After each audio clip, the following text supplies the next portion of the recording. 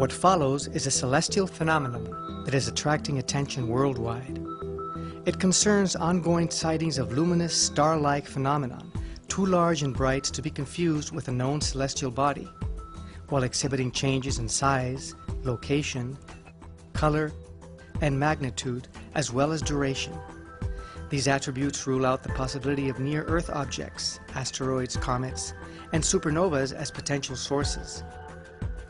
Beginning in January 2009, sightings have been reported from Norway, Costa Rica, the United States, Ukraine, Japan, scores of countries to date.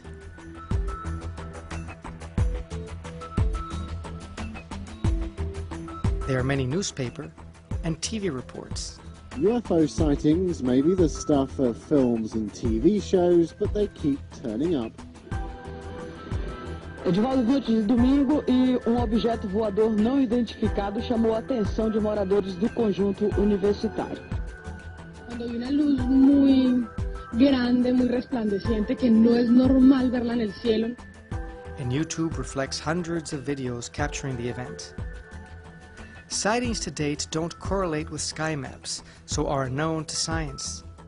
Celestial phenomena such as these are unprecedented, and yet, with consistent reporting over these many months, an explanation remains elusive. Another element of the story makes it equally compelling.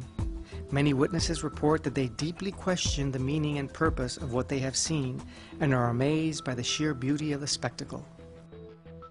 Yet, there is one man who believes he knows the true meaning of this star, and in fact, predicted its appearance in December of 2008. Benjamin Creme, British author, editor, and artist. Beyond the science and even the spectacle, his perspective on this phenomenon makes the most compelling aspect of all. 4 great star-like luminaries of gigantic power. They are not stars, but they look like stars. You can also see an interesting sequence of photographs of the star from all over the world, and it changes shape. It becomes to look more like a spacecraft than a star, and then back to a star, and so on. It depends how deeply you zoom into it, and you will find people who don't even know what they're looking at say, "What is this?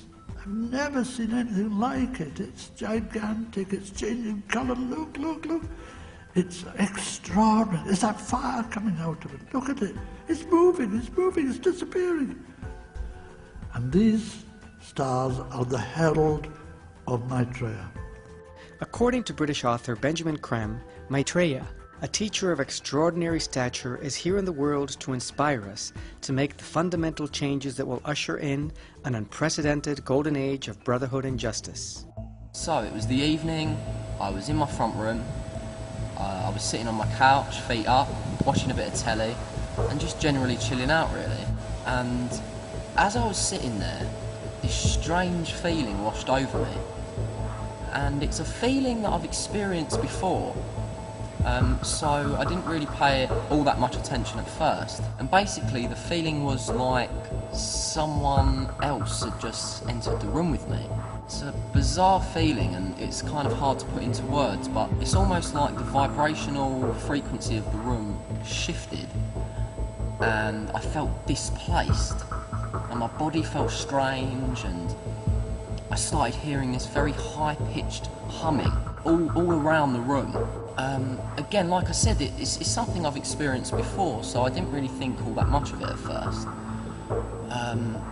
I just took it all in and was absorbing it and thinking, you know, this is strange, but nothing really to write home about. The minutes went on and the feeling began to intensify, and eventually this voice appeared within my mind, and it was so clear and vivid, and it took me off guard at first because I was like, whoa, what was that? And it says to me, "Look to your right, Reese.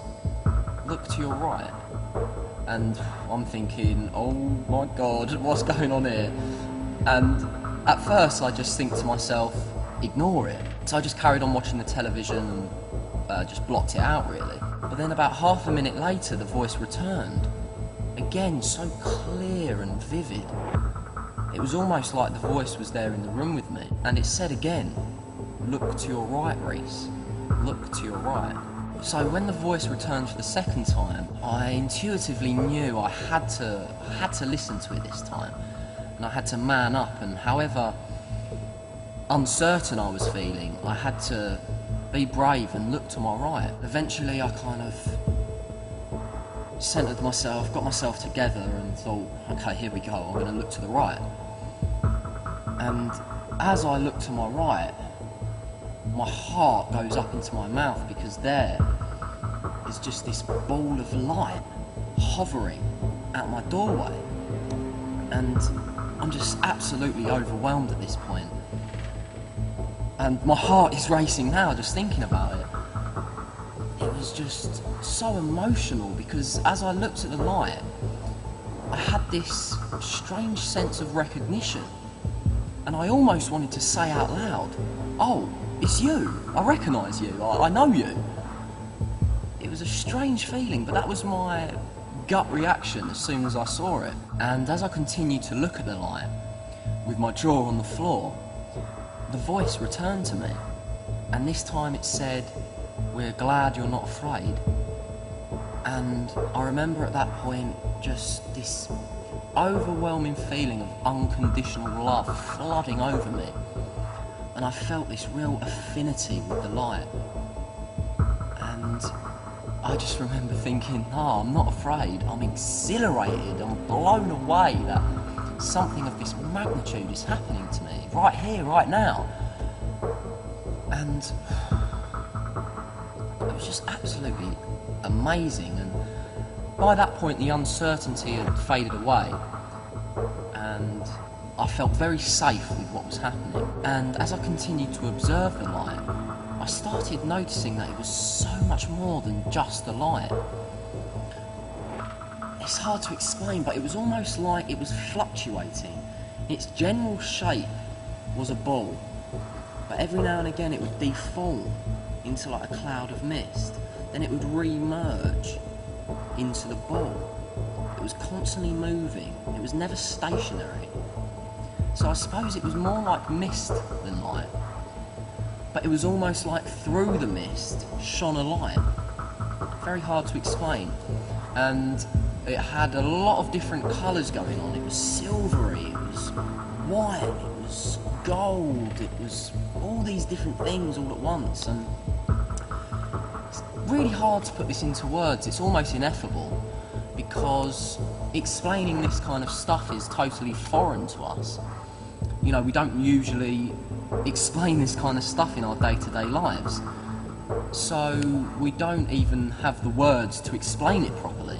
So as I continued to look at it, I noticed that it was starting to get closer to me.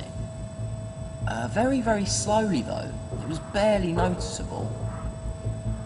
And I still didn't feel threatened in any sort of way. I still felt very calm and collected. And then as the seconds ticked by and it got closer and closer, it suddenly darted towards me and whooshed into me.